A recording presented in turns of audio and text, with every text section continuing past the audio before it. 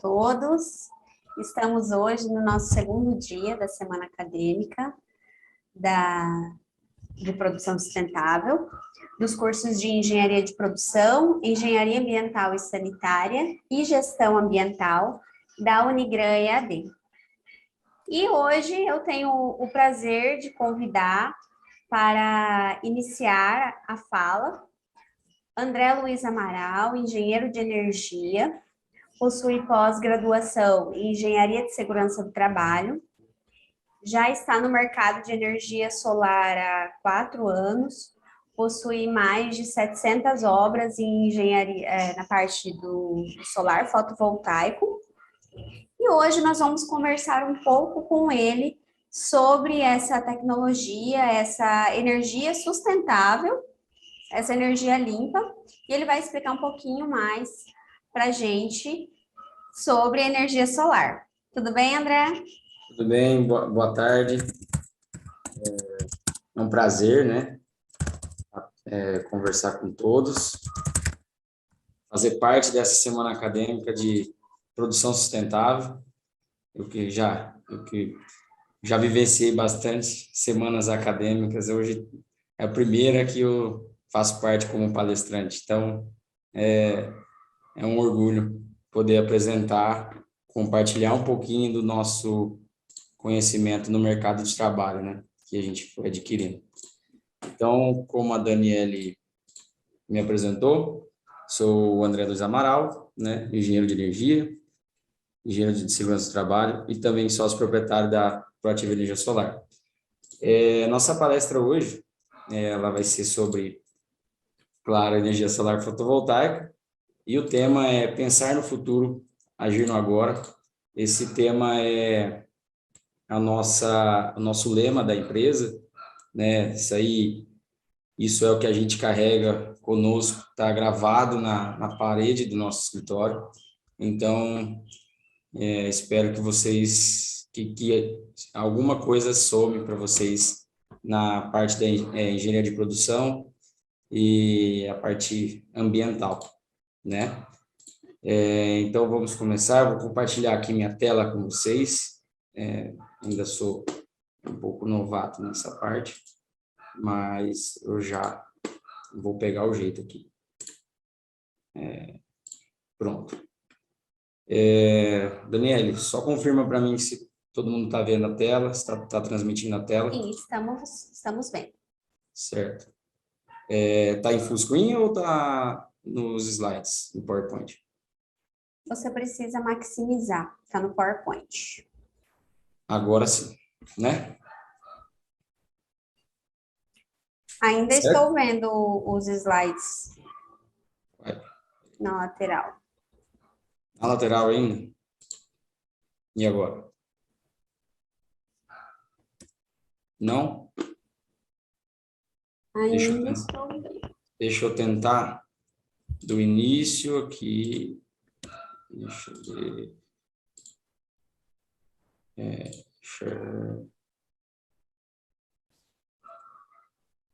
Bom, eu acho que não vou conseguir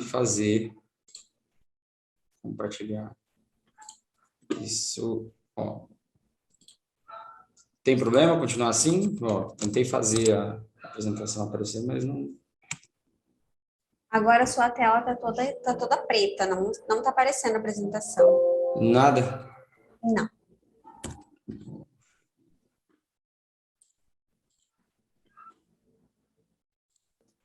Estou fazendo o que foi passado para mim aqui. É no share screen? Sim. Tá. Isso, agora voltou a apresentar. Tá, vê se Pode não... apresentar desta forma mesmo. Não foi a tela inteira, né? Não. Então tá, vamos lá, senão a gente vai perder o tempo. Tem o Leonardo para falar depois de mim, então a gente já começa. Então, primeiramente eu vou começar falando sobre a origem da energia solar fotovoltaica, né? Foi a origem como começou foi a descoberta do efeito fotovoltaico, né? Por Alexandre Edmond Becquerel. Até tem várias empresas do setor que chamam Edmond. Ele fez a descoberta do efeito fotovoltaico e em 1883, Charles Fritz criou a primeira célula fotovoltaica. Ela era de selênio, revestida em ouro, então podemos saber que era um produto muito caro, né? E ela foi sendo desenvolvida até 1954, né? E ela foi patenteada, e o primeiro painel de silício, que é o que a gente trabalha hoje, né? O modelo de painel que é utilizado hoje no mercado é feito de silício, é o silício dopado, que é o processo de dopagem, e Russell foi quem desenvolveu com uma série de companheiros, e em 54 Einstein ganhou um Nobel junto com esse grupo aí por conta do efeito fotoelétrico, né? Não foi no efeito fotovoltaico, mas foi o fotoelétrico que a maioria deve conhecer, que é quando não há luz, ele aciona, quando a luz está presente na nossa iluminação pública, né? E em 1958, né, foi dado o início da utilização de painéis fotovoltaicos principalmente como fonte de alimentação para redes telefônicas remotas, né? E foi utilizado no satélite Vanguard 1, né? Esse satélite ele tinha um painelzinho de 1 watt, né? E era para alimentar o rádio de comunicação. Então, a origem da utilização dos painéis fotovoltaicos era para sistemas remotos, né? Abastecimento de sistemas remotos. Em 1999, com o início da utilização em escala dos painéis, né, foi atingida a marca de 1.000 megawatts, né, 1 gigawatt de potência, e foi um marco para a indústria, né, então os painéis já estavam com um desenvolvimento maior.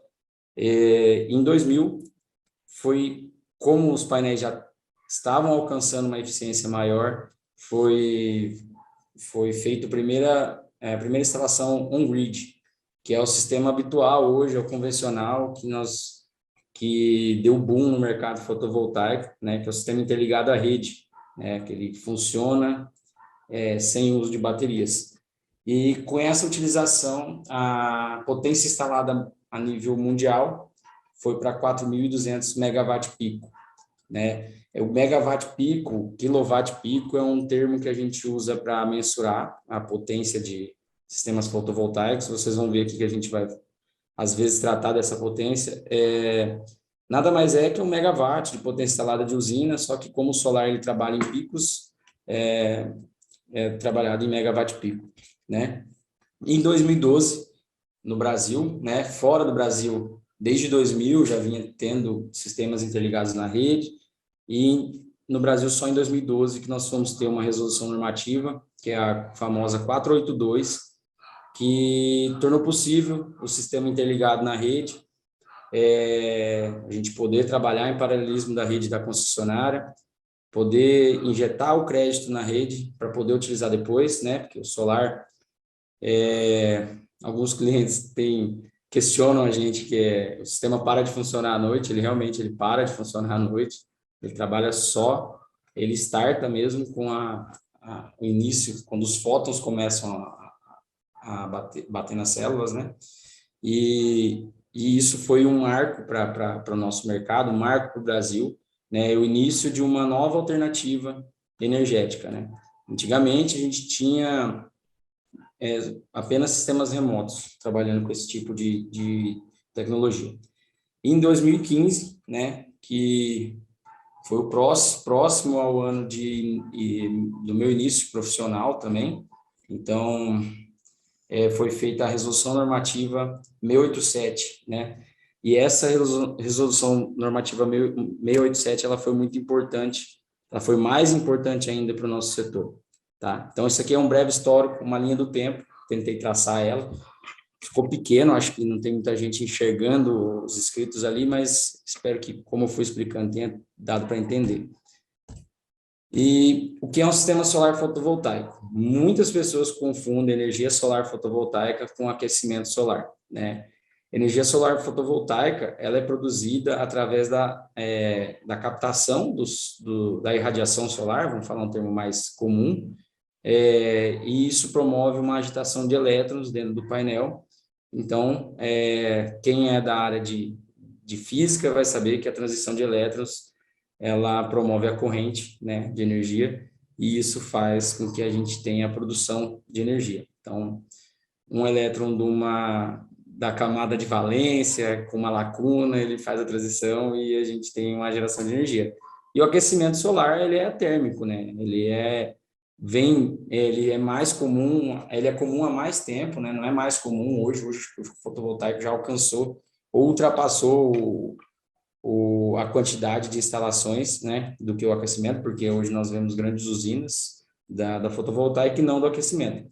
Então, o térmico é para água, para banho, né, através da troca de calor, e fotovoltaica para gerar energia, né? E aí uma observação, a energia solar recebida pela Terra é cerca de 5.000 vezes maior do que o consumo mundial de eletricidade e energia térmica somados. Então, nós temos uma capacidade de gerar muito mais energia do que a gente precisa, né? Então, é só saber utilizar esse recurso que nós temos em abundância. E aqui nós vamos explicar dois tipos de sistemas, né? Daniele, só queria fazer uma pergunta. Os slides estão passando normalmente na transmissão? Sim, estão passando, só que eles estão minimizados. Você, ali no próprio programa, no seu próprio programa, na parte superior, o terceiro ícone, à Sim. esquerda, é de apresentar. Espera aí. Show small speaker. Na parte superior à esquerda. Tentando achar o programa. O terceiro ícone. Não, tô apanhando aqui no programa. Eu não vou conseguir fazer isso. Ou você vem embaixo no PowerPoint, aqui embaixinho, tem também um apresentar. Não, no PowerPoint o apresentar eu coloquei, apresentação de slides, né? Isso. Isso, eu estou colocando para mim, ela está aparecendo para o vídeo não, entendeu? E aí eu estou perdido um pouco nisso aqui. Mas vamos lá, vamos deixar minimizado, eu acho que senão vai demorar mais ainda, né? Então, se você quiser, você pode parar de compartilhar e voltar. Mas é na parte superior, à esquerda, é o terceiro ícone, que é o de apresentar, no Zoom. New share, isso, stop share, stop vídeo, estou tentando aqui. Lá em cima, André, na barra superior, tem um disquete, Não, uma meu não está setinha. aparecendo isso, Dani. Não estou conseguindo. Deixa eu parar a apresentação. Voltou para minha tela. Eu vou aqui, share screen, certo? Que foi o que o pessoal da Unigra passou.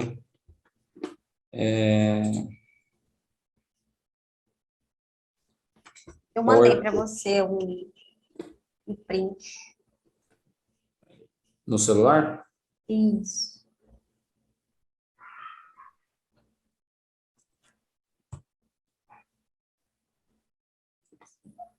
Deixa eu tentar aqui. Faz 10.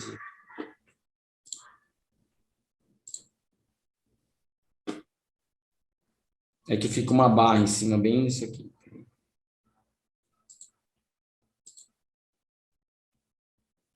É na esquerda, André, do outro lado.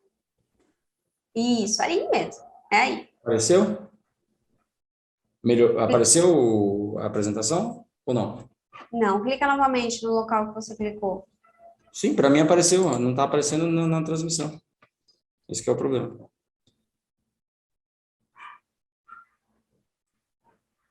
Então pode seguir. Vou seguir, né? Tá. Então, vou apresentar aqui os dois tipos de sistemas fotovoltaicos, sistema off-grid, né? Composto por painéis fotovoltaicos, né? Como já falei um pouco antes, né, do efeito fotovoltaico, só que o sistema off-grid ele precisa de um controlador de carga, né, para fazer a alimentação dessas baterias, para controlar um limite de tensão e corrente que entra nessas baterias para fazer o carregamento dela.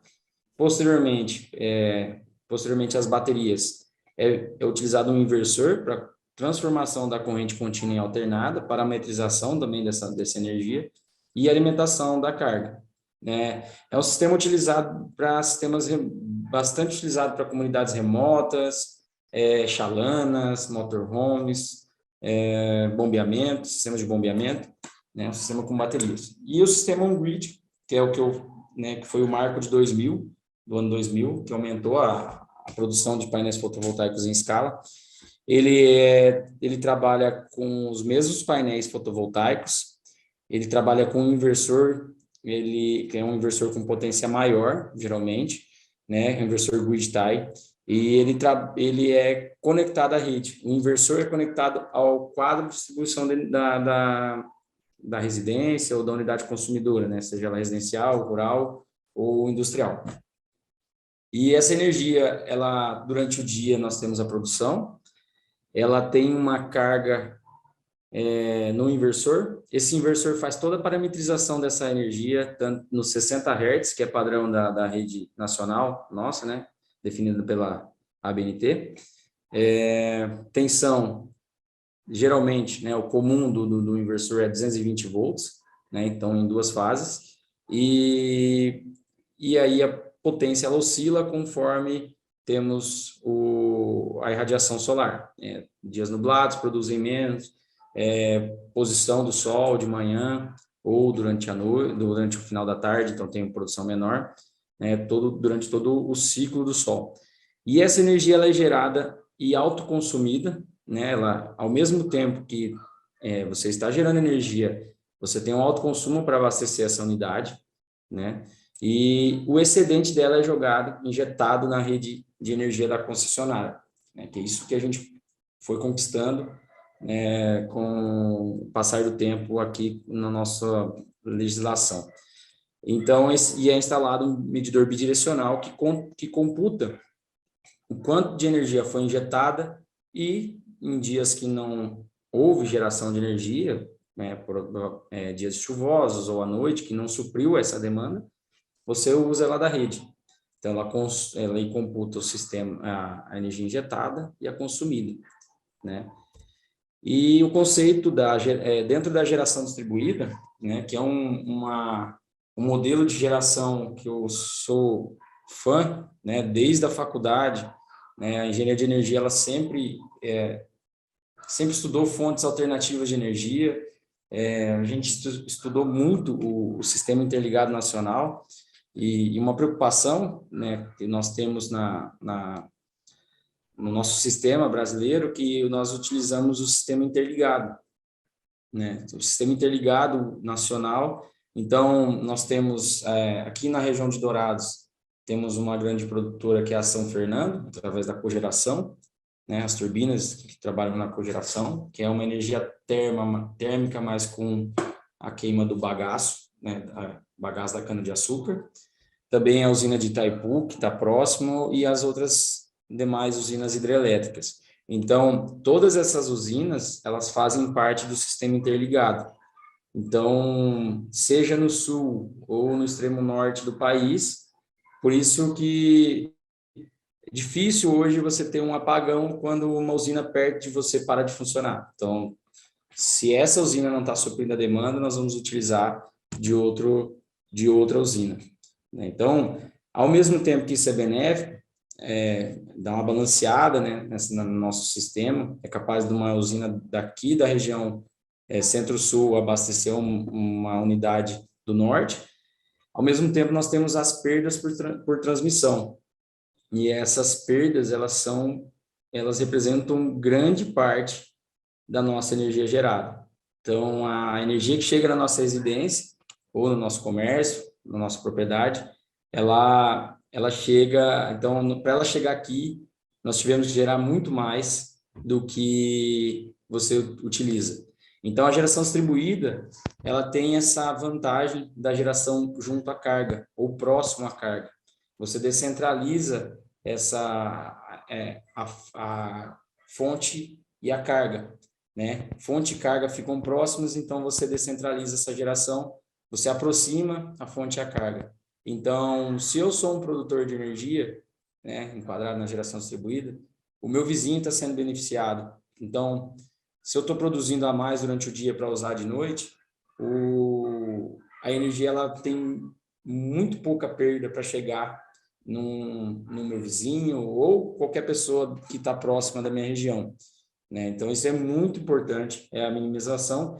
E o conceito de geração distribuída também, ele elimina parcialmente o investimento do governo em novas usinas, né?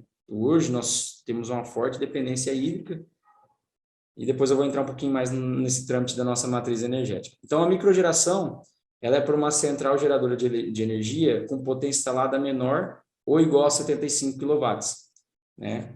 Ela pode utilizar cogeração ou fontes renováveis, né? E conectada ao sistema de distribuição.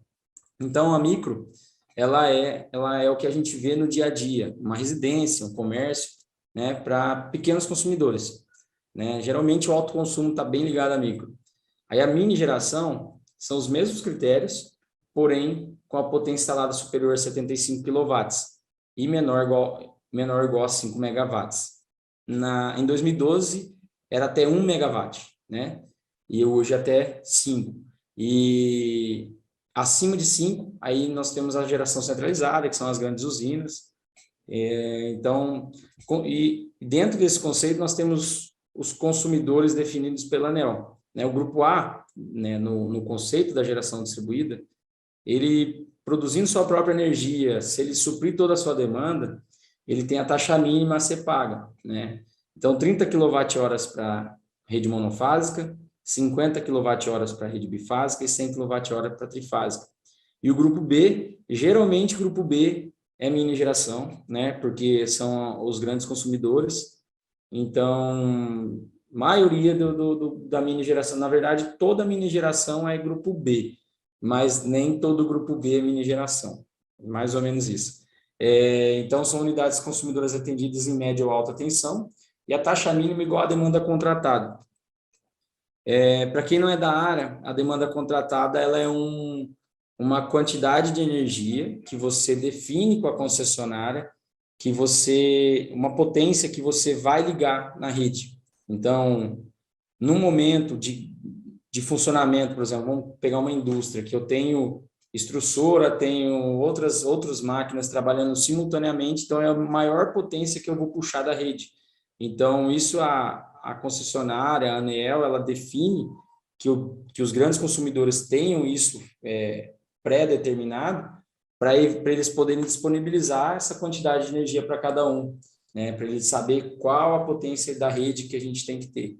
E como o grupo A, o grupo B, na verdade está errado aqui, né? Acho que a Daniela me corrigiu. Grupo A. Não, tem perguntas aqui no chat. Um pessoal está comentando, né, falando que a energia solar é cara, tal, e alguns falando que tem nas suas residências e que vale muito a pena. A Divinéia, ela perguntou se ela pode fornecer para outras casas a energia solar gerada na casa dela. Sim, é possível. Hoje, dentro do conceito de microgeração e mini geração, nós não temos uma quantidade máxima de unidades consumidoras que a gente pode atender. A capacidade da sua usina que vai determinar isso aí. Então, se você está tendo excedente nessa sua usina, né, você pode colocar, desde que esteja na mesma titularidade, CPF ou CNPJ. Então, você pode definir, e essa quantidade que você vai injetar para outra unidade, ela é definida a partir das sobras da sua. Então, a geradora ela é sempre prioritária, ela sempre vai ser prioridade no conceito da mini geração, da geração distribuída, e a porcentagem das sobras que você vai definir. Então, eu tenho 100% de sobras, eu vou definir quantos por cento de sobra eu vou jogar para lá. Aí, acho que é bem interessante você ter a proximidade com quem fez seu projeto, né? Se não tem, pode mandar para nós aqui da Proativa, a gente dá um auxílio. E é interessante que, assim, não só o engenheiro pode definir esse rateio, o cliente final ele pode ir até a sua central de atendimento da Energisa, lá eles vão te dar uma ficha, e lá você vai preencher as unidades consumidoras, endereços que você quer jogar esse rateio. Ou redefinir, né? Às vezes está indo muita sobra para um e pouco para outro, e isso você pode mudar de 60 em 60 dias. Então, é bem legal isso. Você pode ir Legal, né? atualizando. Porque, assim, às vezes você tá com 2 casas, 3 casas, Sim. sendo dividida a energia produzida em uma só residência. E uma das casas está sobrando energia e outra faltando. Você pode definir a porcentagem novamente, né? E isso, você pode definir. Isso é legal que desengessa um pouco o processo, né? A gente pode trabalhar, é comum, é muito comum nos nossos clientes a gente refazer o rateio, né, chamado rateio de energia, porque às vezes em projeto esperava-se uma produção, essa produção está a mais, né, tá sobrando muito, e você tem um parente ali que está precisando, né, faz aquele negócio, né, fala, ó, vou te jogar um pouquinho de energia, você me empresta o açúcar depois aí. Então, bastante gente faz para a mesma família, né? E como nós temos uma gama grande de cliente rural, a maioria dos produtores rurais ele faz na propriedade e abastece para a família inteira. Tem mais André, perguntas? aproveitando o mesmo assunto, a Marisa perguntou se o acúmulo dela, né? Se for um exemplo, esse mês ela produziu mais do que consumiu. Esse acúmulo ele pode ficar armazenado? Esse acúmulo é nesse slide que eu ia entrar, né? Sobre a nossa atualização da norma em 2015. Esse acúmulo era só de 36 meses e agora, né, hoje é válido por 60 meses. Então, você tem 5 anos para consumir. Então, a energia que acumulou nesse mês, vamos dizer, em novembro de 2021, né, novembro de 2026, ele vai expirar. E é legal, é bem legal que você, quando você não supriu a sua demanda e você precisa usar crédito anterior, ele vai puxar lá daquele primeiro mês que você acumulou. Então, para pegar o crédito mais antigo, sempre nessa ordem. Então, isso é bacana. O pessoal está perguntando também do consumo mínimo, o Carlos. Vamos lá. Se esse vai precisar realmente sempre pagar, se não tem como abater. Isso Depois eu vou entrar um pouquinho sobre a reforma normativa. É um conceito que a gente tem, porque a concessionária, ela tem um serviço prestado para deixar a sua unidade ligada, né? A gente tem que ser ciente disso. Então, para você ter o ser ligado, você precisa pagar esse consumo mínimo e tem uma outra taxinha que, principalmente no residencial, ela incomoda bastante, que é a iluminação pública, né? Hoje a iluminação pública está o triplo de quando a gente começou a trabalhar, né? E a iluminação pública, por mais que muita gente brigue, não é a concessionária, é a prefeitura de cada cidade, né? Então, isso aí a gente não tem como livrar. Pode estar o poste apagado lá na frente, mas a gente tem que pagar, não tem jeito. E para o grupo A é pior ainda. Para o grupo A, a demanda aí, no início da mini geração, aí vai ser uns R$ 3.000, mais ou menos. Então, assim, é pior ainda. Por isso que tem um estudo um pouquinho maior. Pode continuar, André. Pode continuar? Então, na 687 de 2015, teve esse aumento da validade dos créditos. Foi possível o autoconsumo remoto, que é isso que a gente estava falando, que foi a pergunta, que eu posso jogar esse crédito para outra unidade? Por essa resolução normativa, essa atualização de norma, hoje é possível. Então, por isso que a energia solar fotovoltaica foi popularizando e se tornando mais viável a cada dia, porque a norma se atualizou e foi possível. E temos a geração compartilhada e o empreendimento de múltiplas unidades consumidoras. Então, a geração compartilhada é quando você, com o CPF ou CNPJ, você faz contratos na verdade, é um CNPJ e você gera para outras unidades. E no modelo condomínio, né, vamos dizer que um condomínio hoje queira colocar e abastecer para os seus condôminos, então é possível. O empreendimento de múltiplas unidades consumidoras, é um nome bem grande, até me embananei um pouquinho, EMUC, que é a abreviação, é quando você é um investidor, você quer abrir um CNPJ para aquela usina e fazer contratos de arrendamento de porcentagem dessa geração, né? Você arranja sócios temporários, e aí tem vários modelos de negócio para empreender nisso aí. E é um modelo que está se popularizando. Aqui no Mato Grosso do Sul ainda não é tão comum, mas no estado de Minas Gerais, o Paraná, já está bem popularizado. E aí a melhoria também nos prazos de retorno da concessionária. Hoje nós temos uns prazos bem apertados. Se a concessionária não obedecer, nós protocolamos reclamação, ouvidoria e depois ANEEL. Acionamos a ANEEL. Então, como eu falei, eu ia falar um pouquinho da nossa matriz energética brasileira. Como eu falei, a forte dependência hídrica, né, na nossa produção de energia. Então, nossa grande parte da nossa produção de energia é através da fonte hidráulica. Carvão e derivados é pequena, mas para nossa visão, aí eu acho que todo mundo que estuda na área, seja em gestão ambiental ou engenharia ambiental, odeia essa fonte de geração de energia. A biomassa, que é uma fonte excelente, igual eu falei da cogeração, né, das usinas, então essa é uma parte bacana. Eólica, solar, então de 2019, esse caderno é de 2020, tá? De 2019 para 2020, nós subimos aí de 1 para 1,7% da nossa matriz, isso somando geração centralizada e geração distribuída. Então, estamos colocando aquelas grandes usinas de concessionárias e as nossas pequenas usinas residenciais. Derivados do petróleo e nuclear também nem se fala, igual carvão e derivados. Tudo que é produção térmica, termoelétrica, a gente sabe que afeta muito, emite muito gás poluente no nosso meio ambiente, né? A nossa oferta de energia diminuiu devido à nossa crise hídrica desse ano, né? Todo mundo acho que deve ter sofrido com bandeira vermelha patamar 2, que é uma tarifa cobrada a cada 100 kWh consumidos. Parece pouco, mas ela impacta bastante, principalmente para quem consome aí na classe dos 600 kWh, ela já pesa, né? E isso mostra o quanto o nosso mercado tem que crescer ainda, né? Não só o solar, a eólica, né? São as duas fontes mais promissoras, assim, e uma energia que o investimento é um pouco elevado, mas a produção de energia é muito barata, porque é uma fonte infinita, né? Então, dentro da micro e mini geração distribuída, a energia solar ela representa 90,4%.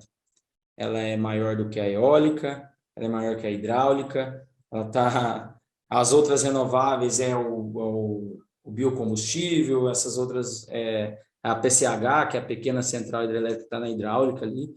Então, assim, a importância da nossa energia solar, né, da energia solar fotovoltaica. Porque não é todo lugar que eu posso colocar uma torre eólica, não é todo lugar que eu tenho gás natural para fazer uma turbina, né? Manter uma turbina, manutenção de uma turbina. Então, a solar, a manutenção é baixa, então, para o investidor, ela é mais confiável. Então, o crescimento da energia solar fotovoltaica no Brasil, nós tivemos um aumento de 187,1% em relação a 2019. Isso é gratificante para o setor, né? Então, acho que só no ano de 2020, nós implementamos aí 20 megawatts na rede. Aí lembra que eu falei lá daquele comemoração dos primeiros 1.000 megawatts, né? Então, nossa fonte está crescendo bastante. E aí os principais componentes do sistema, como eu falei, o painel fotovoltaico, popularmente falando, tecnicamente é o módulo fotovoltaico, que é o conjunto de células, né? Essas células elas podem ser monocristalinas, policristalinas e amorfo, filme fino. Essa amorfo de filme fino, ela está vindo aí a passos mais lentos, que são utilizados nas telhas solares, né? Então, essa tecnologia que está sendo possível a gente ter o telhado solar, mas hoje o comum é poli e monocristalino, tá? O policristalino era o mais popular até meados desse ano. Depois do exotarifário, que foi criado pelo governo, que ele permitiu alguns modelos de painéis entrarem com a tributação mais baixa no país. Como nós não tínhamos produção de painel monocristalino no país, ele foi incentivado, e hoje é quase... hoje a gente brinca no mercado que é mosca branca dos olhos azuis, achar os módulos policristalinos de 335, que é o que a gente mais tinha no mercado. Então, hoje a gente está trabalhando com painéis. E o mono ele tem uma maior eficiência por área. A eficiência do painel ela é totalmente ligada à área. Então, a falar, estou vendendo um painel de 500, o cara está com de 400. Olha a eficiência, porque às vezes ele só é maior em área coletora. Ele tem menor degradação, melhor coeficiente de temperatura, né, devido ao sistema PERC. E valores elevados hoje já não é tanto, por causa do êxito tarifário. E o monocristalino gera melhor em dias nublados. Então, por ele ser mais escuro, né, a superfície mais escura, ele tem uma eficiência melhor. Esse aqui são os inversores fotovoltaicos. Esses na imagem são os da marca Solis, que é um inversor chinês que está tomando conta do mercado. E nós temos a tecnologia na China, onde nós temos o maior desenvolvimento da parte tanto de geração de energia quanto da parte de armazenamento. Então, esse inversor primeiro da esquerda é um inversor trifásico, um inversor maior, que é para as plantas maiores. Esse do meio é um monofásico, que é comum nas residências, e ali é um microinversor que tem uma proposta de geração individual, mas ele não é tão popular por causa do custo e também por causa da dificuldade do acesso, a manutenção, excesso de temperatura, porque ele fica sobre o telhado, embaixo dos módulos. Então, ele trabalha em temperaturas bem elevadas. String box, que são as caixas de proteção, que é importante, isso aí é o sistema de proteção do nosso sistema, seccionadora, aterramento. Se der um surto na nossa rede, um raio, a gente vai ter esse sistema sendo protegido. Estruturas para fixação, vou passar um pouquinho, porque eu vi que estou 15 minutos para falar só. Telha colonial, mini trilho, fibromadeiro e solo. Né? Solo já é para unidades rurais ou grandes usinas. Né? Então, a energia solar é a sustentabilidade. Então, é uma fonte de energia limpa e abundante, não emissão de gases poluentes durante sua operação. Ainda tem um pouquinho de dúvida do seu processo de fabricação. A China ainda não divulga os dados oficiais. E aproveitamento de áreas já edificadas. Então, para vocês verem que a nossa matriz ela ainda em comparação com qualquer outro país de primeiro mundo, nossa taxa de emissão de carbono na matriz energética é muito baixa. Né? Então, que continue assim, acho que isso aí a gente está na frente, é um orgulho para o nosso país, principalmente por causa da fonte hídrica aqui, né? Nossa matriz é dependente da hidráulica. Então, a energia solar é a sociedade, né? Os impactos sociais da energia solar, do mercado fotovoltaico. Nas usinas remotas, em comunidades isoladas, ela permite o acesso à informação, à inclusão social, ela é muito importante, né, para o estudo nessas comunidades. A gente vê, se você pegar Globo Repórter, direto tem matéria sobre isso, então é muito importante, porque tem hoje, por mais que nós temos, né, esse conceito, todo mundo tem energia, tem muita comunidade isolada que não tem acesso à energia. Então, isso aí é muito importante. A geração de emprego, criação de empresas que contribuem, que geram arrecadação de impostos, né? Hoje, em Dourados mesmo, nós temos 100 empresas ligadas ao setor fotovoltaico, sendo elas integradoras, que somos, a da Proativo somos integradoras, que fornecem o projeto, instalação, venda de equipamentos, ou sejam elas apenas de instalação, né? E a melhoria na qualidade de vida da população. A partir do momento que você tem uma fonte de energia mais barata, você consegue deslocar esse custo, eliminar esse custo do seu dia a dia, da sua conta mensal, você com certeza vai melhorar a sua qualidade de vida. Aquele dinheiro que você gastava em energia, você pode gastar com um conforto, né? Com uma alimentação melhor, uma viagem. Então, isso é muito importante. E a qualidade de vida também está ligada à energia, o conforto que a energia nos proporciona hoje. Hoje, cada vez mais, está tudo se tornando elétrico. Né? Então, falando de viabilidade financeira, Eu coloquei aqui 3 tipos de aplicações, 4 tipos de aplicações da energia solar. Então, aqui para consumidores residenciais, isso aqui é uma foto de instalação própria nossa. Então, ela valoriza o imóvel, tem um payback aí, que é o retorno de investimento em aproximado de 3 anos. Então, vai depender se tem estrutura de correção, se tem adequação elétrica para fazer, mas em média, 3 anos. Substituição do valor pago em faturas por financiamento bancário. Você troca uma conta por outra, não sente nada e daqui 5 anos você eliminou esse custo da sua vida. E a TIR, né, a taxa interna de retorno, é acima de outros tipos de investimento. Hoje o GPM está alto, mas ainda é acima do IGPM. Nós temos uma TIR aí de 30% contra um IGPM aí que esse ano está em 25%, né? Foi exorbitante, mas ainda o solar está acima. Então, a viabilidade financeira em consumidores rurais, ela promove um aumento da produtividade, né? Você tendo energia sem se preocupar tanto com o consumo de energia, você pode aumentar a sua produção. Como nessa imagem é uma unidade que produz, é uma suinicultura, você pode climatizar seu ambiente, sem preocupação, aumentar a produtividade, né? O payback também é de 3 anos, porque quando a gente trata de 3 anos de payback, é porque é a unidade consumidora do grupo B, que paga a taxa mínima trifásica de 100 kWh. E também tem um recebimento, alguns parceiros, né? Por exemplo, o nosso estado ele tem o programa que é o Leitão Vida. Quem tem captação de água, né, nos barracões ou produção de energia através de fonte sustentável tem um benefício em cada lote de suinicultura, então isso é interessante. E também consumidores industriais, isso aqui é uma indústria, nós fizemos a instalação, também aumenta a produtividade. O payback vai para 6 anos por causa da demanda contratada, que isso não elimina, né? O deslocamento da demanda da planta, isso é interessantíssimo, você consegue eliminar melhorias na rede fazendo deslocamento através da energia solar. E a melhoria de imagem da marca, coloquei a imagem da cerveja Sol, que esses dias eu vi, chamou a atenção, que é produzido com energia solar, também ela chama Sol, né? Mas que a gente fala que é a parte social da empresa. Eu consumo energia, eu fabrico um produto, mas eu estou gerando a minha própria energia de forma limpa. Então, isso é um selo bacana para as empresas. E aí, os empreendimentos, na geração compartilhada, o EMUC, que eu falei, a geração centralizada.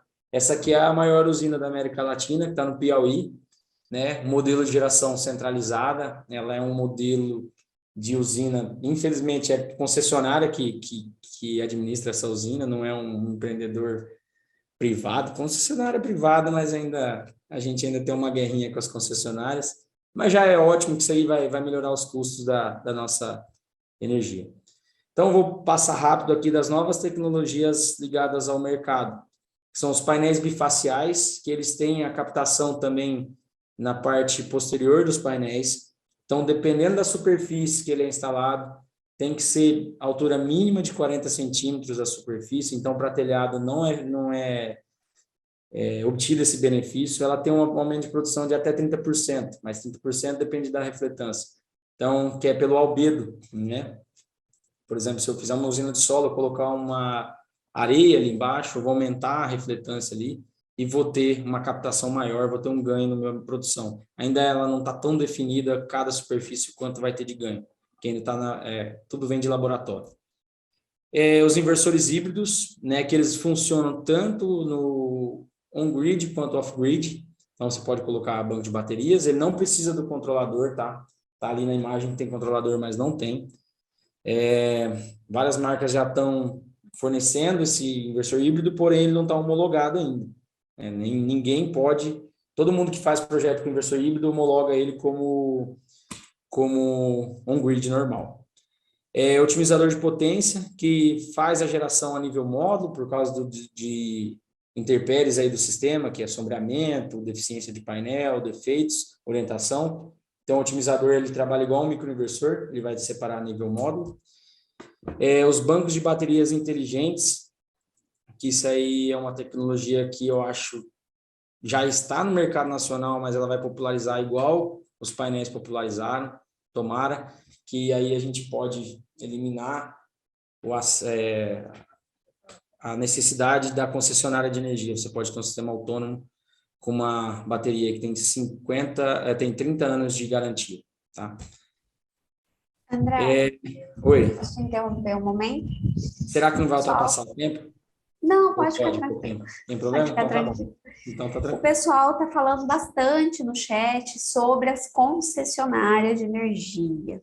O Carlos, a Aline, o pessoal está aí contra a concessionária, falando, mas aí a gente vai gerar, a gente tem que continuar pagando a taxa mínima. Então, uma maneira, né, que vai ser para driblar a concessionária vai ser as baterias. Isso, vão ser baterias aliadas ao inversor híbrido, né? Então, você pode estar interligado na rede, mas não vai ter necessidade, porque você vai ter um banco de baterias bem confiável, diferente do que hoje a gente tem. Tem um banco de no-break hoje que é montado em comércio, mas é bateria estacionária, com 3 anos de vida útil, manutenção alta. Então, essa bateria de lítio, né? Íon e lítio, ela vai trazer um benefício para a nossa vida útil do sistema. Outra questão, André, que o pessoal está questionando é que a concessionária, ela se beneficia de alguma forma com as casas que possuem sistema de energia solar? Na verdade, a concessionária, ela sim e não, vamos dizer. Por quê? Todo investimento, como é concessão, o sistema, por exemplo, a rede que a gente tem ali fora, ela é administrada pela concessionária, mas ela é do governo, ela é do sistema interligado. Então, quando você tem sistemas gerando junto à carga, você elimina melhorias na rede, né? Então, a subestação da concessionária ela não precisa ser ampliada, vai eliminar esses investimentos. Porém, a concessão, quando tem esses investimentos, ela cobra do governo. Então, assim, não, ela não tem tanto benefício, tá? Ela tem, por isso que está vindo o PL ali, porque a briga muito forte, né? E a gente sabe que as concessionárias hoje, elas viraram SA, estão na Bolsa de Valores, são monopólios, então, eles são pessoas com alto poder de influência, então eles não são beneficiados, né? O único benefício é a eliminação de ampliação da rede, só que isso aí eles cobrariam, né, para fazer. Então, não é legal para a concessionária nunca vai querer só a taxa mínima, ela vai querer mais, e essa é a briga que está no setor, que gera dúvidas, todo dia sou perguntado sobre isso, e eu vou explicar um pouquinho ali. Já perguntaram também no chat sobre isso. Eu vou exceder um pouquinho, porque eu quero explicar isso, quero passar essa forma, a visão que eu tenho sobre isso aí também. Porque às vezes você vê uma manchete, alguma coisa falando que é o fim da energia solar, que vai taxar, e eu quero explicar mais ou menos como vai ser. Então, E outra questão, André, é que o pessoal está com bastante dúvida em relação à quantidade de módulos nas casas. Assim, minha casa ela vai precisar quantos módulos para produzir energia? tá, isso aí é um pouco, ela é uma variável que a gente tem, não é ela é da área de exatas, mas a gente tem muita variável. Você vai depender de inclinação do telhado, vai depender do consumo, é lógico, né? Consumo, uma conta de energia. Vai depender também dos seus planos futuros que você tem. É muito, muito importante, todo mundo que for contratar uma empresa para fazer a integração do sistema fotovoltaico, dialogar, falar, eu estou com plano de ter filho, ou o meu filho está crescendo, porque a gente sabe que vai mudar para um quarto sozinho, eu vou pôr um ar no gourmet, eu vou investir num fogão de indução, que é a tendência do mercado. Tudo isso aí a gente tem que conversar. E até de não ampliação, você vê um aumento no uso, né? Eu tenho um equipamento, mas eu não uso tanto. Vamos conversar, fala que você quer usar ele mesmo, fala, tenho lá, não uso porque consome muito, mas eu quero utilizar. Então, isso aí tudo vai variar de quantidade de painéis. E hoje nós estamos tendo painéis aí até 590 watts, que diminui a quantidade de painéis, né? Então, varia muito. O orçamento que eu falo para a gente ter comparação no orçamento de empresa para empresa é o quilowatt pico, que é aquela grandeza que eu falei ali. Ele é importante, mas não não é tudo, porque nós temos as perdas da má instalação, ou perdas que a gente não consegue eliminar, que a gente tem que sobredimensionar o sistema um pouquinho, né? É Respondi mais ou legal a menos? gente tá, é legal a gente tá conversando aqui, que a gente está falando da parte ambiental e também na parte da engenharia de produção, né? Na Isso. parte de administração e tal. E é interessante a gente observar que a taxa mínima que nós pagamos, né? Ela vem da iluminação pública também, ela vem do uso que nós vamos fazer da rede, apesar de ter energia solar, porque como você falou anteriormente, no início da palestra, a produção de energia solar é durante o dia, né? Então, isso acontece durante o dia, é injetado na rede, e à noite nós utilizamos a energia que provém da rede. A nossa energia produzida pelo sol é transferida em créditos para a rede, né, André? Isso. Você precisa de toda uma infraestrutura para fazer isso, né? Para usar a rede como sua bateria. Tem o custo de manter o medidor, toda falha que tiver ou falta de energia, porque, ao contrário do que muitos pensam, quando eu tenho energia solar no sistema on-grid, faltou energia na rede, a não ser que eu tenha um banco de baterias, um inversor híbrido, mas se faltou energia na rede, eu vou ficar sem, porque o inversor perde parâmetro, ele não vai injetar. Então, tem todo essa infraestrutura, como eu te disse, esse custo de manutenção deles que justifica a taxa mínima, né? Por mais que eu não sou um pró-concessionária, mas eu entendo do custo de manter uma rede elétrica, né? A gente sabe que não é barato. Tudo que envolve condutor de energia, transformador, é muito caro. Obrigada, André.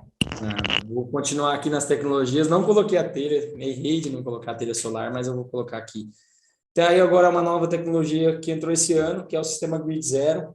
Esse aqui ele não injeta na rede, então você não tem o crédito. Ele é bastante aplicado para a indústria, né, para o pessoal da produção que vai estudar aí a parte de demanda, funcionamento de maquinários da indústria. Você tem que ficar fazendo cálculo, por exemplo, eu estou atendendo uma indústria essa semana que ela está com 180 quilowatts de demanda contratada e ela não consegue contratar mais, que a concessionária não permite, porque ela não tem subestação para atender. Ela não tem infra para isso. Então, não é permitido, e eles estão no gargalo, porque a produção está aumentando e eles não conseguem colocar a plena carga à indústria, né? Eles ficam separando essa produção deles, ficam dividindo o horário.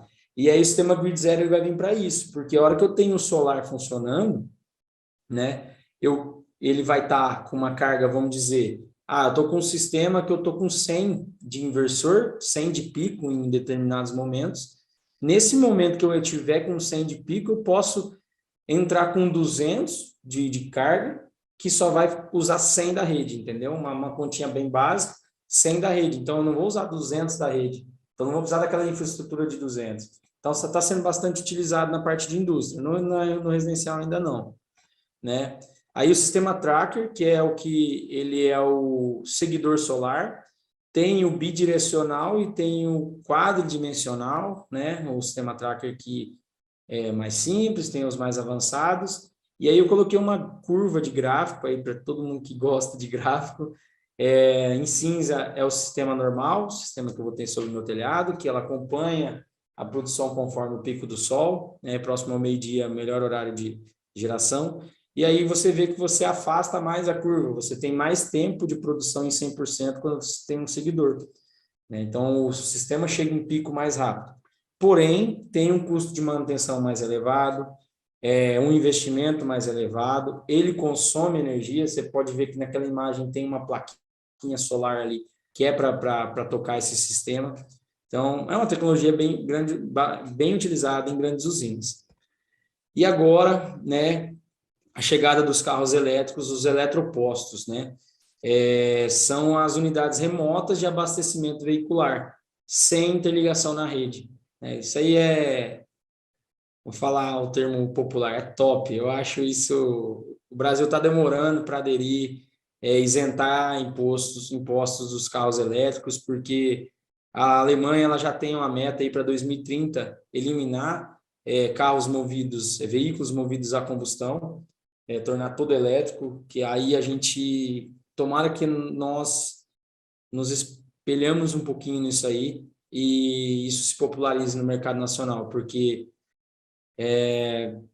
a energia elétrica, agora que a gente tem uma qualidade de armazenamento, uma vida útil de baterias, ela veio para ficar. E a energia solar está presente nesses eletropostos. Aqui em Dourados nós estamos instalando, vai ser o primeiro posto com carport e carregador veicular. Acho que até o Natal vai estar funcionando. Convido vocês a conhecerem, depois eu vou deixar meu contato ali, a gente faz uma visita técnica. E sobre o PL, perspectivas no mercado fotovoltaico. O PL ele já está pré-aprovado, ele já foi aprovado na Câmara. Ele é negativo para a população que reclama da taxa mínima. Ele vai doer um pouquinho mais, né? O custo de instalação às vezes vai ter que ser mais analisado, mas ela é uma certeza do nosso mercado, né? Lembra que falavam, ano passado mesmo, notícia que ia taxar 68% de que produzir energia. Isso não vai existir, isso não é realidade, graças a Deus isso não vai entrar no nosso mercado. Está muito pequeno, né? Porque eu estou mostrando assim sem expandir a tela, mas como que vai funcionar? Hoje, a briga da concessionária é que ela tem esses custos de transmissão de energia. Então, hoje nós temos um componente tarifário que ele é chamado fio B, né? E dentro da composição da nossa tarifa de energia, ele corresponde a 28% desses custos, que é o custo que a concessionária tem de levar a energia, dela receber na subestação e transmitir para o cliente final, certo? Então, esse fio B, que são os 28%, não é que você vai pagar 28% do custo da energia. Quando você injeta na rede, você vai ter um proporcional a ser recebido. Então, a concessionária vai ficar com uma fatia do seu quilowatt. Então, você injeta 100 e recebe 78. É benéfico e não tão benéfico, porque nós vamos ter que fazer um estudo um pouco maior do seu sistema, sobredimensionar um pouquinho, principalmente o setor residencial, que hoje ele gera em vazio durante o dia, porque a população que trabalha não consome quase energia durante o dia, e após as 5h30, que não tem mais sol, que chega em casa. Então, para esse consumidor que usa bastante a rede para os créditos de energia, ele vai ter esses 28% vão corresponder a uma fatia maior. Porém, para o setor comercial ou para o produtor rural que tem um consumo durante o dia, tem aquela componente que é o autoconsumo, que eu expliquei antes, que você está produzindo e já está consumindo. Isso não passa pelo seu relógio, isso não tem como ser controlado pela concessionária. Então, isso não vai ter tributação. Então, a tributação, ela não é em valores, ela que você vai ter que gerar um pouco a mais, vai ter que fazer um estudo um pouco maior do seu deslocamento de carga, horários de consumo, para saber qual vai ser o seu sistema. E isso não é para agora, isso aí vai ser de forma gradativa. Então, quem já tem o direito adquirido, o MP já foi bem firme nisso e a ANEEL já se mostrou que vai manter até 2045, né, o modelo atual para quem já tem. Vai manter também até 2045 os novos acessantes no período de vacância, que são 12 meses após a aprovação desse PL. Era esperado agora para novembro, né, a publicação, foi adiado, ficou para dezembro, se adiar mais um pouquinho é bom. Então, a gente espera um alto volume na procura do sistema após a aprovação do PL, porque nós vamos ter um ano para acessante ficar dentro da norma atual até 2045. E quem acessar após o período de vacância, que vai ser 2023, ele vai gradativamente entrando nessa tributação até 2029.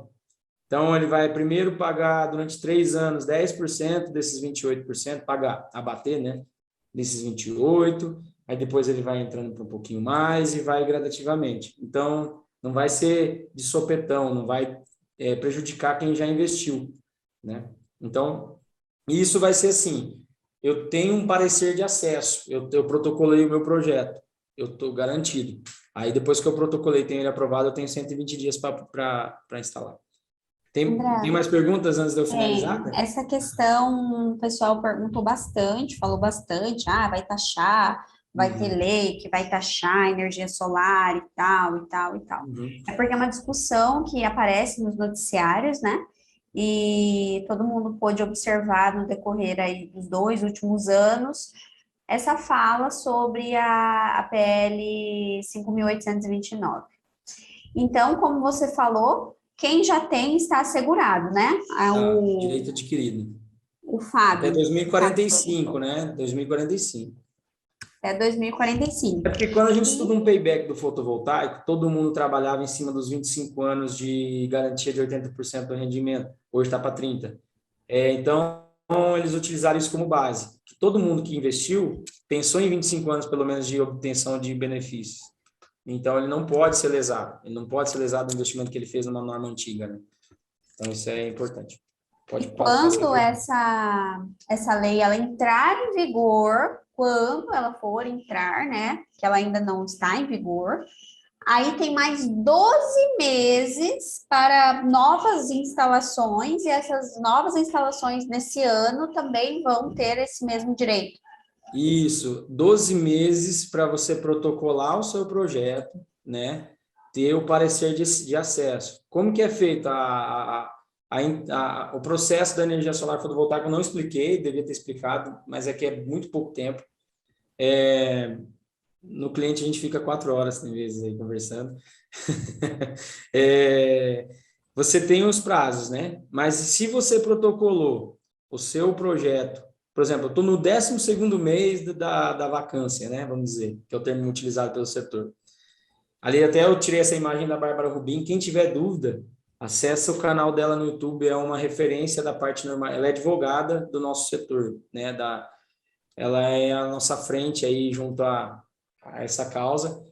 Então, quem tiver esse direito adquirido, no 12º mês ele protocolar a intenção, fazer o projetinho dele e der entrada nesse projeto, ele está garantido. E aí ele daqui 120 dias ele tem que instalar. Então tem os 12 meses, ele pode pegar 12 meses mais uns meses aí né, 4 meses aí para instalar o seu sistema. Então, esses 12 meses, tá, igual eu coloquei aqui, ainda vai dar um boom no mercado, vai ter uma procura muito alta por causa desse medo. Ninguém quer pagar se eu não preciso pagar. Mas, mesmo olhando tecnicamente, né, olhando o nosso sistema interligado, as perdas de energia, custo de sistema de distribuição, por exemplo, a gente tem uma concessionária aqui em Dourados que até hoje a taxa mínima deles é exorbitante, porque eles não têm condições, eles vão quebrar se eles derem a taxa mínima igual a Energisa, né?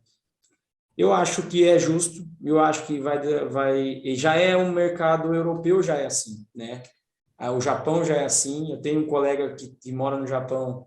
Logo no começo que eu comecei a trabalhar com energia solar fotovoltaica, ele me perguntou, ele falou, nossa, aí é um paraíso, que a taxa mínima é só 150 quilowatts. Então já é um modelo no mercado de primeiro mundo. Nós tendemos a seguir isso e lá ainda é viável, né? Ainda é viável. Vai popularizar o sistema ainda, né? Ok, André, obrigada. Nada. Então, assim, a perspectiva do mercado é que, igual eu te falei, vai aumentar, eu falei para vocês, vai aumentar a procura nesse período de vacância. Então, vai ser um pouco complicado para nós que trabalhamos no setor conseguir atender essa demanda, assim esperamos. Hoje nós estamos numa crise energética no nosso maior fornecedor, que é a China. Então, nós temos um pouquinho falta de material em algumas distribuidoras, atraso na entrega dos containers, né, que a China está com uma crise energética e eles são um dos maiores produtores dos componentes, então eles provavelmente vão abastecer o mercado interno e só depois fornecer para o mercado externo. E eles estão trabalhando 3 dias por semana. Então, o nosso final de ano está um pouco conturbado, alta de material, e alguns fornecedores, os fornecedores pequenos, estão sem material. Então, assim, e vai aumentar isso, então isso tende a continuar. Então, o pessoal que pensa, eu vou investir em energia solar, mas não agora, a gente vinha numa decrescente de valores, né, numa decrescência de valores, mas desde o ano passado nós não temos mais isso, só aumento, altas e altas. tanto que o nosso dólar também, o nosso real em relação ao dólar está desvalorizado. Então, com esse PL, ele vai exigir um maior conhecimento técnico para o estudo de viabilidade de projeto, até para as residências. Igual eu falei, vai ter que entender o perfil de consumo, o payback ele já não vai ser aquele payback mágico ali, que é na hora, cada cliente, todo cliente é igual, porque pega quilowatt-hora 93 centavos, eu vou gerar isso, tem economia anual de tanto e acabou. Não, vai exigir um conhecimento técnico maior, vai nivelar o mercado, acredito muito que vai nivelar. O Brasil vai se equiparar aos modelos adotados nos países pioneiros que a gente tem, que é a Alemanha, Japão, no setor fotovoltaico, Canadá, e as soluções utilizando novas tecnologias, por exemplo, os inversores híbridos, com banco de baterias. Então, você dimensiona um banco de baterias que vai suprir a sua demanda da noite, então você vai usar menos a rede. Então, os novos modelos de negócio vão aparecer e a gente que é entusiasta do setor sabe que isso não vai acabar, nosso mercado não vai acabar, ele vai exigir aprimoramento, né, técnico de quem trabalha no setor. Porque hoje o nosso setor está um pouco defasado, não é que uma pessoa que é leiga do assunto ela não pode empreender, acho que o empreendedorismo é maravilhoso, o brasileiro ele tem essa capacidade, só que quando ele empreende, eu acho que, como vocês estão se especializando, tem que saber que toda área ela precisa de um profissional para trabalhar. Então, uma mão de obra sem especialização, uma venda sem especialização, ela não é boa para o consumidor final. Então, eu acho que isso vai ser benéfico para empresas que estão trabalhando certo, estão buscando tecnologia, tem a equipe de engenharia, estuda sobre isso, então isso vai ser positivo. E aqui eu vou falar um pouquinho da nossa empresa para encerrar, né? Nós somos integradores de sistema fotovoltaico. Na esquerda da foto ali a nossa primeira sede, né? Que era na Marcelino Pires, não sei se alguns já tiveram a oportunidade de passar na frente. E desde o ano passado nós estamos de sede nova, na Avenida Vermar Gonçalves Torres, 1436, centro de Dourados. Nossa empresa ela conta com engenharia própria, né? Hoje nós temos, entrou uma engenheira nova, nós temos 5 engenheiros na nossa empresa, né? É uma empresa que preza pelo estudo, como eu fundador da empresa, sou engenheiro de energia, eu quero que cada um sempre trabalhe na sua área e eu sempre vou valorizar a mão de obra do profissional especializado. Então, a gente trabalha com consultoria, né? A consultoria voltada até para o cliente que já tem energia solar, está sofrendo, precisa ajustar o sistema dele quanto a rendimento, quanto a rateio, toda essa parte a gente faz a consultoria, até grandes clientes, que aí é a parte de demanda contratada, ampliação de rede, melhorias, troca de transformador, deslocamento de demanda, toda essa parte que é a engenharia de energia. Trabalhamos com projetos, né, desde projetos de entrada, de acesso à rede, que é padrão de entrada, até projetos para mini geração, projetos elétricos também, alguns nós fazemos, e a instalação de sistemas. Hoje nós temos equipe própria, não tem equipe terceirizada, tem equipe terceirizada, na verdade, mas também temos equipe própria, porque o volume de vendas é alto e sempre especializada. Todos os nossos instaladores têm NR35 e NR10, que são as necessárias para o nosso tipo de trabalho. Temos 4 anos de experiência no setor, mais de 700 projetos em funcionamento, coloquei por último ali 700, mas é mais de 700, né? Atendemos todo o Mato Grosso do Sul, temos obras fora do estado, né? Salvo algumas particularidades, né? Se alguém tem uma demanda fora que a gente pode auxiliar, tanto com o projeto ou quanto a instalação, a gente também estuda o caso. E me coloco à disposição de todos que assistiram. Obrigado pela atenção. Queria abrir para mais perguntas e vou deixar o meu contato para todo mundo aqui que quiser entrar via e-mail, quiser fazer um orçamento sem compromisso, né? Se quiser tirar dúvidas, se tiver dificuldades de alguma coisa do setor, tanto na área acadêmica, tanto para o seu sistema em casa, eu né? A nossa equipe está à disposição e os telefones, né? Ali tem o telefone fixo e o meu telefone pelo WhatsApp, eu vou estar respondendo. Se depois dessa live nossa aqui tiverem mais dúvidas, porque tem o Leonardo para entrar, eu já ultrapassei o tempo dele, André, eu vou deixar meu telefone ali para a gente ir conversando. 2 questionamentos rápidos, tá? Sim. Porque Não, o agora o Leonardo tempo é de aí tá vocês, né? esperando. Agora eu já passei. 2 questões. A primeira é sobre telhas com painéis. O pessoal está perguntando. Poderia explicar um pouquinho? As telhas que eu não expliquei, né? Até me desculpa que eu deixei passar. Estive presente na Intersolar da América Latina agora, no mês passado, que teve em São Paulo. E as telhas, elas não são populares, né? Tanto quanto por custo de investimento e pela baixa eficiência, né? Então, hoje nós estamos trabalhando com telhas de 5 watts, enquanto painéis estão trabalhando em 530 watts. Isso eleva o custo. Então, a gente não conseguiu atingir uma eficiência muito boa nas telhas.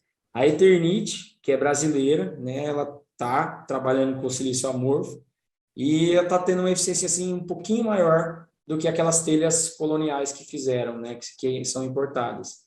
Mas mesmo assim a eficiência é baixa, exige uma área grande de cobertura para poder ter uma produção legal, e é um mercado em desenvolvimento, né? Então, mas as telhas elas funcionam assim como os painéis, elas são ligadas em série e paralelo, que são sisteminhas que a gente trabalha para trabalhar com a potência de pico e o inversor para transformar essa energia. Então, ela é igual o funcionamento dos painéis, porém, ela é uma tecnologia em estudo. Né? Tá sendo... Ainda já tem para comercializar, porém ela não tem uma Tem. produtividade tão grande quanto as placas, né? Isso. Eu Por isso que trabalho as com um placas. fornecedor que trabalha com telha, mas, assim, vou ser bem realista, né? Hoje, só para mostruário. Aplicabilidade. Tem o grupo aqui nosso da parte de engenharia, que é de um professor nosso a nível Brasil, que os nossos colegas de profissão não trabalharam ainda, não conseguiram vender uma telha solar. Porque não tem... o custo não corresponde ao retorno, né? Então, Não compensa tudo é financeiramente. custo-benefício. Financeiramente, ela não compensa. Outra questão, o Rivaldo, ele perguntou se daria para um município fazer um sistema de geração para a cidade inteira. Daria para fazer, mas assim, é um pouco complicado porque o município é atendido por concessionário, né? Então, dá para fazer, porém não dá ainda, né? Vamos dizer. O município ele tem a capacidade de fazer um projeto que eu já conversei com algumas prefeituras, que é a possibilidade de fazer um sistema fotovoltaico para abastecimento dos prédios públicos e da iluminação pública, né? Então, nós podemos sim ter um investimento da prefeitura para eliminar essa taxa de iluminação, né? A longo prazo, lógico, né? Porque tem o custo do investimento, mas É muito legal, né? As tanto com escolas. refletores, né? Pode ser com refletores mesmo, com aqueles simples, né? Com refletores fotovoltaicos, ou uma usina por custo de energia da prefeitura. Escolas públicas, estaduais já têm um programa aí, umas licitações abertas. Eu sei que Maracaju tem uma que já está funcionando com energia solar fotovoltaica. Campo Grande tem algumas também. Dourados ainda não tem. E por que a rede municipal também não coloca? Hospitais, as secretarias, tudo isso aí diminuir gastos, né? O problema hoje é que nós trabalhamos com mandatos de 4 anos, né? E aí a gente sempre fica naquele imbróglio de, eu vou fazer um investimento e deixar para outra prefeitura. Pô, não é para a nossa cidade, é para a população, então tinha que ser pensado de um jeito diferente, e essa é a conscientização que a gente tem que fazer. Se alguém é próximo de vereador, de gente que está lá em cima, essa ideia é excelente, né? Sim. É que eu, como empresa, sempre vou ter interesse em fazer o serviço, né? Mas se a população pedir, quem tem mais conhecimento lá dentro é excelente. André, o Ricardo, para a gente finalizar, e o pessoal, se tiverem Uhum. mais perguntas, aí mandem aqui no e-mail da Proativa ou aqui no celular do André. A Pode última bombar o celular, pergunta, vou ficar com o celular hoje até mais tarde respondendo. Pode mandar a lá. última pergunta vai ser a do Ricardo. Ele perguntou quanto que precisa consumir para valer a pena pôr energia solar em casa. Hoje, se você é uma unidade trifásica e consome só 100 kWh, você não vai ter retorno nenhum com energia solar, certo? A partir disso, ela já tem um retorno. Mas aquele payback de 3 anos que a gente fala, hoje a maioria, eu acho que 70% das residências hoje são bifásicas, né? Aí, a não ser uma residência de muito alto padrão, ela já é trifásica, mas a maioria é bifásica, que é 50 kWh. Então, se você tem um consumo de 200 kWh e consome e tem a taxa mínima de 50, os 150 você já vai economizar. Só vai diminuir um pouco o payback, entendeu? Então, a taxa mínima ela vai se tornando mais irrelevante quanto mais você consome. Por exemplo, você pega uma propriedade rural que consome 10.000 kWh, vamos dizer, ele vai pagar só a taxa mínima de 100. Então, para ele é muito mais viável, muito mais atrativo. Mas não deixa de ser atrativo nas residências que têm consumo de 200 kWh. Então, quando você está muito próximo à taxa mínima, te aconselho a esperar ou, né, assim que você tiver uma ampliação no consumo, investir. Ok, André, só tenho a agradecer, viu? Sua fala. Pelo chat aqui, vários questionamentos, você viu que o pessoal interagiu bem. Eu não abri O o pessoal, chat ainda. Eu vou entrar pelo YouTube, que entra, né, para ver. sim, pelo Eu YouTube. vou, eu vou pelo YouTube, eu vou tentar entrar lá e conversar um pouquinho, mas primeiro eu deixar o Leonardo fazer a apresentação dele, para não tirar o foco também do tema dele. Ok, André, muito obrigada, viu? Eu que Agora teremos agradeço, o. é um prazer fazer parte dessa semana acadêmica. Eu acho que eu acho muito interessante compartilhar, ter o networking com quem está no mercado. Eu ainda pego, quando eu estou tratando com profissionais que estão há mais tempo de mercado, eu fico conversando, fico puxando informação. E eu também, como aluno, ex-aluno da Unigran EAD, eu fico grato de estar participando, né? Fiz especialização pelo EAD da Unigran também. Então, quero parabenizar a instituição pelo trabalho aí, parabenizar a Daniela e agradecer pelo convite. É um prazer. Obrigada, André. Legal você citar, né? O André ele é formado na Universidade Federal da Grande Dourados, na UFGD, e ele fez uma especialização, uma pós-graduação na Unigran EAD, em E Engenharia pretendo de fazer Segurança do mais um Trabalho. ainda. E pretende fazer mais uma. Não dá, porque a gente que está no dia a dia já trabalhando, né? O EAD ele flexibiliza para a gente bastante. Então, e a É, gente nunca pode parar de buscar um conhecimento, então é muito bacana essa plataforma EAD. isso aí. Muito obrigada, viu, André? Agradeço, bom fim de semana a todo mundo. Vou esperar as perguntas aqui no e-mail e no WhatsApp, tá bom? Espero ter atendido as expectativas de vocês. Qualquer dúvida que vocês tiverem, tanto eu, coordenador da Engenharia Ambiental e Sanitária e da Gestão Ambiental, quanto o professor Tiago, o coordenador da Engenharia de Produção, estamos à disposição para atendê-los. Muito obrigada a todos. Obrigada também ao professor Tiago, que ontem esteve aqui na frente com a presidente do CREA, Vânia, e com o engenheiro de produção, Felipe. Obrigada a todos e até mais.